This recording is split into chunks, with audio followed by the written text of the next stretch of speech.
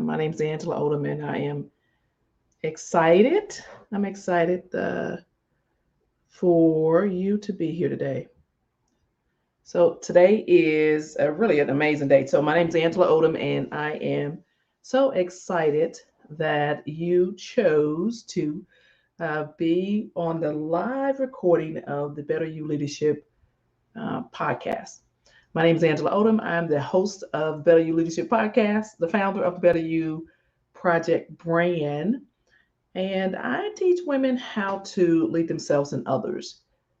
We focus on productivity. We focus on personal development. Things that are going to help you have a more abundant life. Hey Mo, I see you. So we want to just realize that being overcommitted, overburdened, stressed, not having space in our own lives, our own time. Yeah, that's just like so what 2020. That's like why would we do that? I mean, just overexert ourselves constantly, give of ourselves, pour into others as they're building their empire, and we're just like turning our wheels, spinning our wheels, consistently attempting to move forward. But we are so focused on doing so much. We think, oh, I'm superwoman. No, you're not. That's not cute. It's not cute at all. So today, I want to share with you 10 productivity tips. 10 productivity tips that successful women use to create less busy routines. Because most of what we're doing is, our habit or our routines. We don't even think about it. So that's what we're going to discuss today. 10 tips, 10 productivity tips successful women use to create less busy routines. In the meantime, I'd like to connect with you. So on Instagram, of course, you are on Angela M. Odom Coach. That's COHCE. And then on, you know, everything else, Instagram, Facebook, Twitter, and YouTube, and TikTok. I love TikTok, by the way. It is Angela M. Odom. So connect with me there. And if you wanted to send me an email, it's at angelaodom.com, right? And of course, the website is angelaodom.com. So connect with me that way if you feel it in your bones. Come on with it. So let's get started. Let's get started on the 10 productivity tips. I mean, you might be a woman who is passionate about her job, but you really do have too many things going on. And you have like you're sprinkling yourself like a little bit of time here, a little bit. And guess what? You're the one worn out. You're worn out, and other people are only getting a little bit of your fantastic self, right? So you might secretly wish that most days had like more than 24 hours because you're like, I still got to get this done. I still have to do more, right? That's crazy. You're not really alone though, because that's where we are. Most women undervalue themselves. So guess what? We're just trying to do so much more for other people. I mean, like we value other people's time, their resources, their opinions more than we value our own, which is crazy, right? So, what we're going to talk about, I want to help you, help myself also. You're going to get things organized so that you may be more productive. This could be hard, challenging. It's like, oh my God, because now you're putting time into you, and oh my goodness, what happens when you do that? That's less time for other people's stuff, right? Now, don't get crazy. If you got kids, then you better pour into those kids, especially little teeny ones, right? So, the Labor Department has also reported a drop in the average annual productivity growth in the last 5 years, probably like longer than that, right? Um, Productivity is a skill that successful women develop over time. And then once you've mastered it, once we have mastered it, then we will become more effective rather than efficient. Efficient means we get it in, get it out, but want to be more effective, more intentional, really. So, what can you do to make yourself more productive? I'm going to share 10 10 things that you can do, 10 ways that busy women, successful women um, use to create less busy routines, and how you and I both can do the same things. Number one is focus on one thing at a time. One thing at a time, right? That whole multitasking thing, that sounds good, but in the long run, it's actually counterproductive, right? So instead of just switching tasks from minute to minute, trying to decide, what you're going to do. Like, I'm going to do all these things at one time. Why not dedicate like a 20-minute chunk of time on one single task, then switch to the next one? And this is called the Pomodoro technique. And you become more productive. It's pretty interesting. What I do is I set a timer for 20 minutes, 30 minutes, whatever it might be. And then I just go on it. And then I hear that timer beep, beep, beep, beep, beep, beep. I'm like, okay, got it.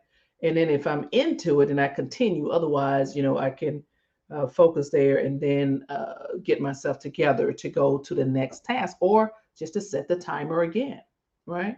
And 20 minutes might be not enough time for you, or it might be too much. So that works for you. But the bottom line is focus on one thing at a time. So you get your priority straight, line of stuff that needs to be done sooner.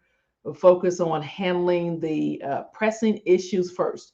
Forget the notion that you can finish everything. That's who said that? Who thought that was a great idea, right?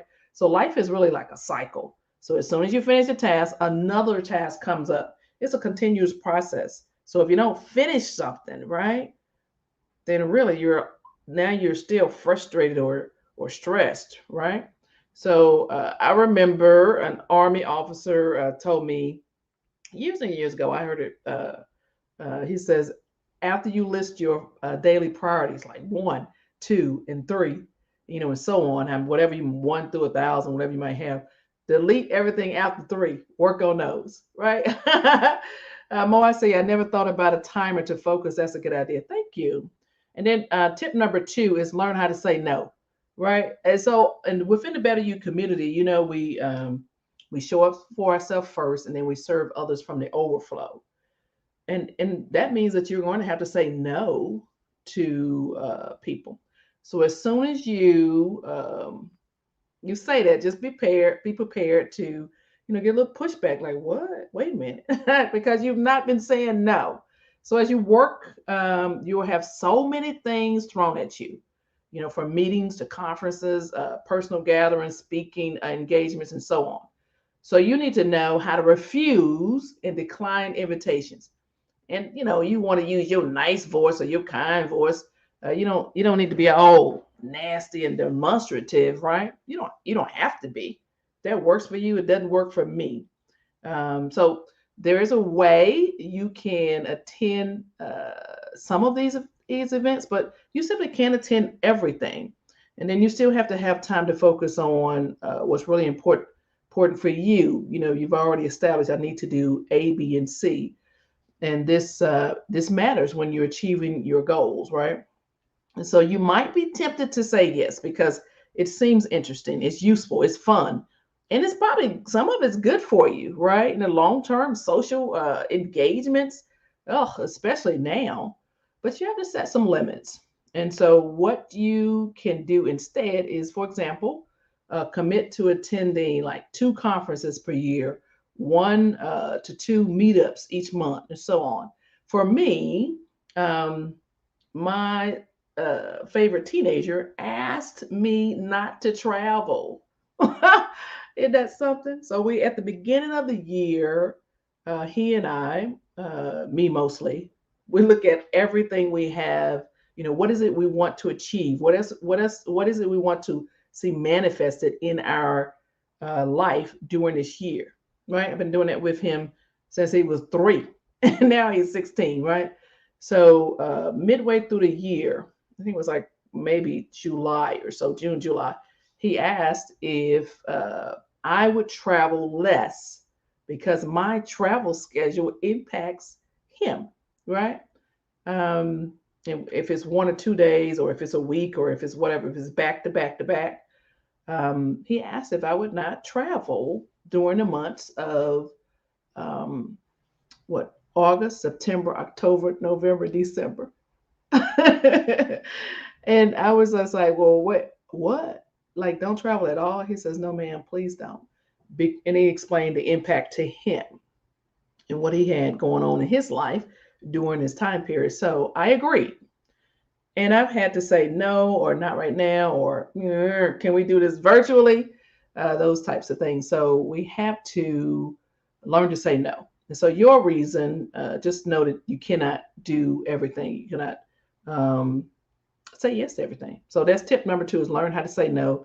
You don't have to be demonstrative, right? Or crazy or nasty, none of that. And no is a complete sentence, by the way. Tip number 3 is set up productivity rituals. Set up productivity rituals, right? So we all have our strengths and our weaknesses. That's what works for one person might not work for another. So some people say, oh, get up early in the morning, get up at 4 a.m., work out, meditate, and then start working on A, B, and C. Well, that's not going to work for everybody. Some people say, hey, what I do is in late in the evenings, when everybody else is in the house asleep, then I stay on up and I get my things done. Okay, that doesn't work for everybody. So whatever your routine is, set it up for you. What is your most creative and productive time? You just need to know yourself. So it's important to know. It's important for you to set the productivity routines up that works for you. So this covers like automating your routines and your processes. For some, productivity tools are the best option. Well, sometimes it don't work for everybody else, because I still like the pencil and paper. I want to just check my stuff off. I want to write it. I want to see it, right?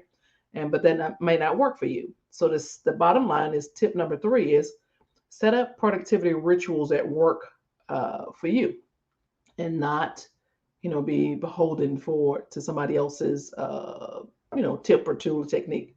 And then tip number four is use the 2-minute rule. The 2-minute rule.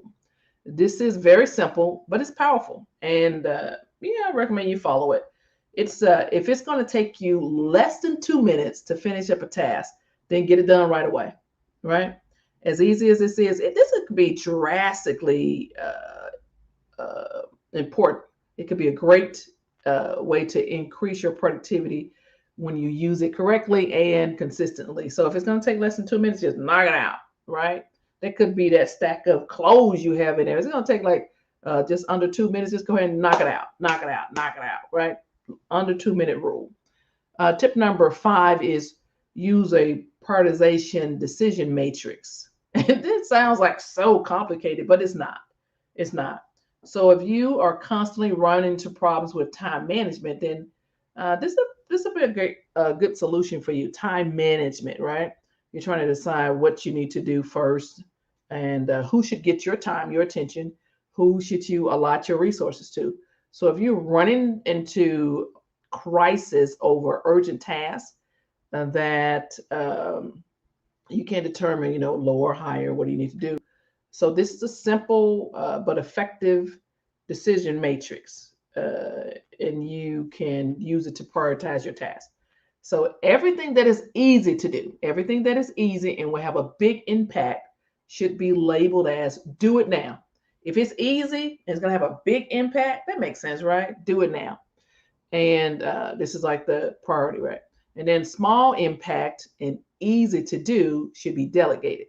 If it's like a small impact, like it's not going to make a big difference, and it's a small impact, let somebody else do it, right? Pay them, ask them, whatever you need.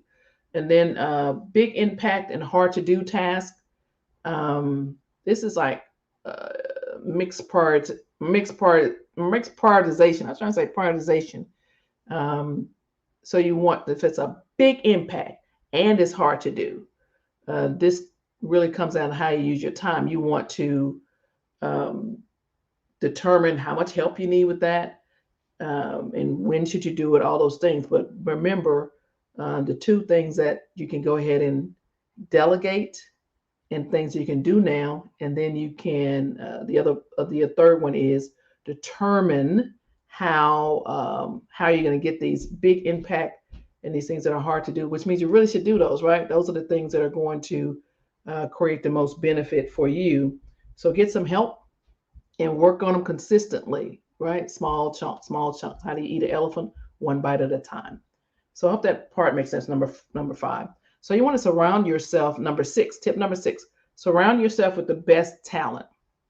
So it's really unrealistic for any of us to know everything, right? So it might be all self-aware, and we've got great talents and we can do all these things and we're a great communicator, all that blah blah blah. You simply cannot do everything well, everything at the same time. So we are influenced by the people we allow to pour into our lives, right? We're influenced by others, and so it's critical that we build a diverse group of hardworking, ethical, critical thinking people as our team. Like we want people with different views in our team. We want people who are hardworking, who are ethical, and we definitely want people who are critical thinkers who add value, right? And so, if you have when you have a successful team, that means that everyone's skills are valued, right? And so successful people, team leads, develop the skills of every member on their team. You get that? So again, so this is tip number six: surround yourself with the best talent. So successful women specifically make sure that they spend time acquiring their skills and keeping the best people with different skills around you on your team. So rather than micromanaging, every little move that somebody's making, or rather than struggling to handle everything on your own, just build your team, right? So you're going to have people with, various backgrounds, and you're going to have people who have different skills. And then you say, you know what? You can attend this training. It could be virtual or in person, with today's environment. Or how about you take the lead on this, so that would build their skills and whatever it might be, build their confidence in that area. So what you want to do is you want to have the best people around you, the best talent, and you don't need to be intimidated because somebody else is shining in the area. You're like, woo, good, this is great, because leaders are not creating like mini me's, mini leaders. You're creating people that's going to outdo you. That's going to lead um, bigger and better, greater. You want more from the people that are on your team now. You want more for them. You want to cheer for them. You want to win. You want to see them win. You want to celebrate with them. You want to celebrate for them. You want to talk life, speak peace, speak life about them. So surround yourself with the best talent, and then you celebrate them. That's what you do. High five them. Do that. That's what you do. So tip number seven is make 60-second decisions. So efficiently. I can't get the words out. Working efficiently is a great way to get things done. Um, Doing your working hours, right? You want to be more efficient. You want to learn how to make decisions faster, because um, of course, you're going to create the most. You want to make sure you go back and do the most research, the appropriate research. And you want to evaluate the pros and the cons, and as well as the cost and the benefits. You want to do all those. How does this impact the organization? Uh, what what uh, what if I purchase these items or these skills? What is the impact of it? You want to do all those things, right? But once you've mitigated the potential risk, move forward with the decision, right? Once you have mitigated the potential risk, move forward with the decision. So you're likely going to make the same decision you would have if you spent like 20 minutes or 20 hours on it. So make sure you make decisions faster. I mean, biting your fingernails, right? Stressing over it. Just make sure you do the appropriate amount of research. So don't waste time on decision making itself. And it's not going to be perfect. I'm telling you right now, it's not going to be perfect. And then you have more time to focus on executing the decision itself, right? So make the decision, then focus on the execution. You can plan it properly, and but Make the decision. Let's go. So that's tip number seven. Tip number 8 is do the hardest task first. Do the hardest task first, even if you're like, oh my God, I'm stressed and I have to do this. Right? That's called procrastinating. Right? You're procrastinating. So naturally, you want to carry out tasks that are less challenging. And if you have lots of less challenging tasks, it might seem like you're accomplishing a lot, but still you have the hard stuff to do, right? Sometimes the hardest things are scary to do, but get with the program. So successful women tackle the most difficult tasks first, and this will make the rest of your day easier and even more productive because you've gotten it out the way, then less stress, all those things, right? So tip number 9 is don't check your social media or your emails before you complete your top 3 tasks, right? Don't do it. Don't do it. Don't get sucked in. So this could be a serious distraction, and you really just should not uh, do it. Right? I know, right? I love me some TikTok. Just scroll, scroll, scroll, and then oh, by the way, an hour has gone by. Boom. I love TikTok. So don't check your social media or your email prior to completing your first 3 tasks.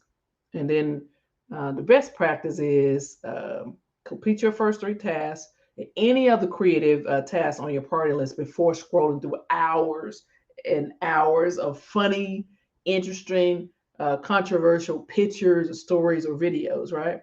So basically, successful people reduce their social media time to a set time during the day. So what I do is um, I get on I get on TikTok late in the evening, probably about 8 or 9, after I've done everything else I want to do. Right then, I scroll through TikTok. I'm like, ooh. I love TikTok. And then number 10 is set up some me time. So we can easily get carried away with other people's priorities, helping other people build their empire, right? And then we pretty much forget to create personal time for ourselves. How crazy is that? Really? So it's really not a healthy practice. So to be successful and highly productive, you should learn to set aside a couple of hours weekly just to sit in peace, gather your thoughts, and you need to tie up some loose ends in preparation for the coming week. So just it's okay. You got a lot going on. You got a lot of people around you, depending on you, loving on you, and yet you still need a set amount of time just for you, right? And then if you got to think about it, if you're not comfortable just being with you, that's another issue altogether. We're not covering that here, right? So there you have it. There's 10 great tips that you can use immediately to become more productive. So take action. Just get like 2 of these, right? Maybe like 2 of these. Um, 2 of these, and you can just start on those today. Right, get started. I would just start with the social media, right? Moving it to like a set time of the day for a set amount of time. You can set your timer for that also, right? I have an app on my phone for screen time. Screen time, so I know how much time I have spent on on my phone. So that app comes up and I can see that. So again, this has been 10 productivity tips successful women use to create less busy routines. And I wanted to share with you. So for the podcast, right? For the podcast, the Better You Leadership podcast, we have um, we have created. I have created a Instagram page just for the Better You Leadership podcast, and I'm excited about it.